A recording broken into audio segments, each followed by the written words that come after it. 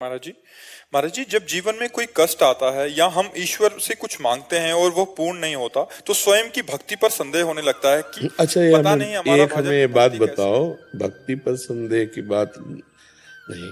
इसमें समझना है कि हम प्रभु से जो मांगते हैं वो क्या मांगते हैं, हमें बताओ। कष्ट आते हैं महाराज। नहीं, हम केवल इतनी बात करें, हम प्रभु से क्या मांग सकते हैं? नाशवान, परिवर्तनशील, दुख में संसार का कोई एक बात, कोई एक समस्या। हमारी पुकार प्रभु तक कब पहुंचती है, ये भी हमें ध्यान रखना है। अगर फोन नंबर ना मिले तो आप लाख बात करते रहो और फिर उसको अश्रद्धा करो, या तो तुम्हारा नंबर नहीं मिला ना। नंबर मिला ध्रुव जी का, अटल पदवी पे बैठे हैं। नंबर मिला प्रहलाद जी का, आज उनका यश गाया जाता है। हमारा चित्त आर्त भाव से जब प्रभु से जुड़ता है, आपने प्रभु को क्या माना है? अपना कुछ नहीं माना। आप अपने प्यारे से क्या मांग सकते हैं? मान लो आपका पति हो, आपका पुत्र हो, आपका कोई भी मित्र हो, आपका जो भी प्यारा हो, अगर आपको प्यार है तो आप क्या मांग सकते हो? यही मांग सकते हो कि सदैव आप हमारे आंखों के सामने रहें और सुखी रहें। अगर आपको थोड़ा भी प्यार है, पुत्र से, पति से, प्रीतम से, मित्र से, किसी से भी अगर थोड़ा भी प्यार है, जैसे हमसे कभी किसी ने, अपने जनों ने पूछा कि हम आपको गिफ्ट में क्या दें, जो जैसे जन्मदिन वैराग्य का होता है ना, तो उसमें क्या दें? तो हम कहा, आप सदैव प्रसन्न रहो और भगवत चिंतन परायण रहो, ये दे दो। सदैव प्रसन्न रहो और भगवत चिंतन परायण रहो। क्या दिया? आपका परम सुख। आप भगवत चिंतन परायण रहो और आप प्रसन्न रहो, ये गिफ्ट हमें दे दो। इसे कहते हैं प्यार। क्या भगवान से आपने मांगा कि आप प्रसन्न रहो और आपके स्मरण में मैं मस्त रहूं, ये मुझे दो? क्या मांगा? तो इसका मतलब प्यार तो नहीं ना। प्यार देह से है और प्यार जगत के भोगों से है। अब जगत के भोग जो है ये प्रारब्ध के अनुसार आते हैं। शुभ कर्म जितना जोर का होगा उतना ही आएगा। सबको भगवान ने ध्रुव पदवी तो नहीं दे दी। ध्रुव जी ने जब 6 महीने ऐसा तप किया कि ब्रह्मांड की वायु को रोक दिया, अपनी वायु रोक करके, तो भगवान को विवश होकर आना पड़ा। ऐसा आपने कौन सा साधन किया? भगवान के लिए आपने कौन सा तप किया? जो भक्ति में संदेह होने लगता है आपकी भक्ति का क्या स्वरूप है। कितने दिन आप अन्न जल त्यागे रहे, कितने दिन आप भगवान के लिए रोए, कितने दिन आप निरंतर भगवान का जप करते हुए भगवान के सामने बैठे रहे। क्यों भगवान दे दे? केवल मांगने मात्र से दे दे? आप विचार करके हमें बताइए। फिर तो क्या तुम ही प्यारे हो, ये सब नहीं प्यारे हैं? सबकी मांग पूरी ना कर दे, लेकिन मांग उसी की पूरी होती है जो उसके अनुसार साधना करता है। अनुष्ठान करो, और अगर अनुष्ठान नहीं करना तो मांग नहीं करना। फिर घर वाले बन जाओ। घर वाले बन जाओगे तो योगक्षेमम वहाम्यम, उनकी केवल एक मांग है, अनन्यस चिंतयन्तो माम। अनन्यस चिंतयन्तो माम तो कह रहे योगक्षेमम वहाम्यम, तो ठेकेदार वो हो गए, तो फिर मांगने की जरूरत क्या? आगे से आगे व्यवस्था होगी। अब हमारी बात को समझ पाओ तो समझ पाओ। घर वाले बन जाओ, और अगर घर वाले नहीं बने, निज परिकर नहीं बने, तो फिर उतना हिसाब दो। घर की दुकान में 100 ग्राम चीनी नहीं मांगी जाती है। पाने जा रहे, जरा चीनी देना। वहां ग्राम नहीं, वहां मूल्य नहीं, चीनी देना। चीनी लिया अपना घर से। क्यों? घर वाले बनने के लिए महाराज जी क्या करना? हाँ, घर वाले। तन वांग मनोभिरमलय सोहम तैवाश्रिता। शरीर से, मन से, वाणी से मैं आपका बिका हुआ दास हूं। अब बिका हुआ दास तो घर का हुआ घर जाया दास। तो फिर वो योगक्षेमम वहाम्यम, फिर भगवान सामने देखते हैं। एक भी चीज मांगनी नहीं पड़ेगी। क्यों? क्योंकि मालिक हो हम, मुनीम है। मालिक आप हो, मुनीम हम है। तो मुनीम ने पर्चा बनाया, मालिक ने फौरन भर दिया।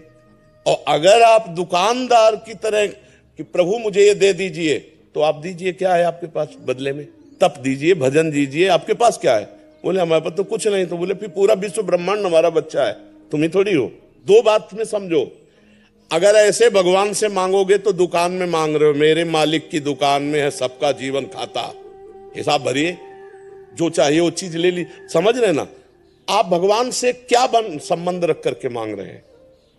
हम आपसे जैसे प्रश्न कर रहे हैं, आप क्या मांग रहे हैं? क्या बन करके मांगने के समय क्या बने, और पूरे जीवन में आप क्या हैं? तो चतुर शिरोमणि से चतुराई नहीं चलेगी है। तन मन धन सब तेरा स्वामी सब कुछ है तेरा। तो मांग किसके लिए रहे हो? आरती में नहीं कहते वो 1 मिनट के लिए गा दिया और देखो प्रभु हमारी इस समस्या का समाधान, हमारी और कह रहे क्या लागे मेरा। अगर भक्ति का स्वरूप है कुछ भी मानना, आप अपने लड़के को सुंदर से सुंदर पदार्थ पवा रही हो और कोई पूछे कि इसका फल क्या चाहोगी तो आप दबका दोगी। मेरा बेटा है, मेरे सामने चैन से खा रहा है, यही मेरा फल है, और क्या फल फूल है। और भगवान को ऐसे भोग लगाते हो, भगवान को क्या देखते हो आप? अरे बोले वो बहुत बड़े हैं, उनको क्या खवाना पियाना, तो तुम किसके हो? बहुत बड़े के हो तो तुमको क्या चाहिए? इतने बड़े के हो तुम, अभी समझ नहीं पाए।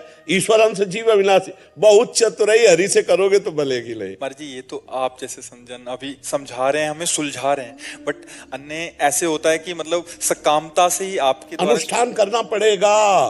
केवल तुम्हारे मांगने से नहीं मिल जाएगा। दुकान में जाके मांगोगे मिल जाएगा क्या? मेरे मालिक का पूरा विश्व ब्रह्मांड है, चराचर जगत भगवान का जन है, उसके लिए तुम्हें कर्तव्य कर्म करना पड़ेगा।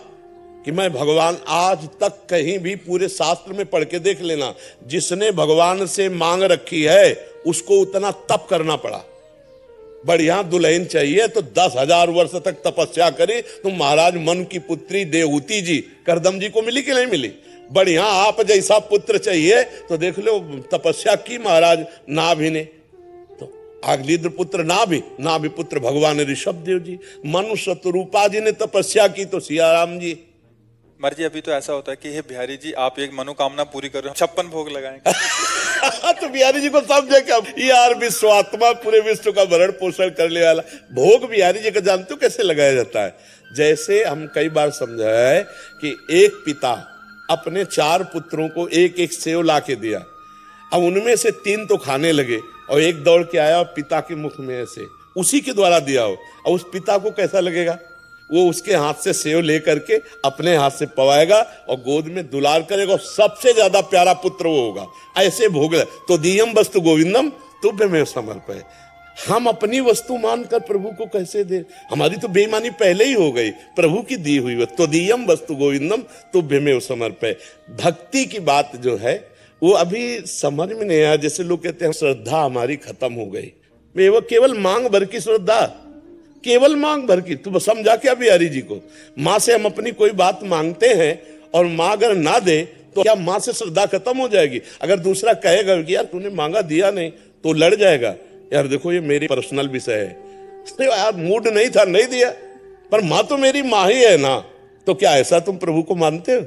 अगर ऐसा मानते हो तो ये शब्द कैसे आ जाएगा कि मेरी भक्ति कम हो गई? तो हम किसी भी तरह ये नहीं देख पा रहे हैं कि आप प्रभु से मांगने के अधिकार को पुष्ट कर सकते हैं। किस तरह पुष्ट कर सकते हैं? आपको भगवान ने मानो दे दी, आपको भगवान ने सारी सुविधाएं दी, आपने भगवान के लिए क्या किया?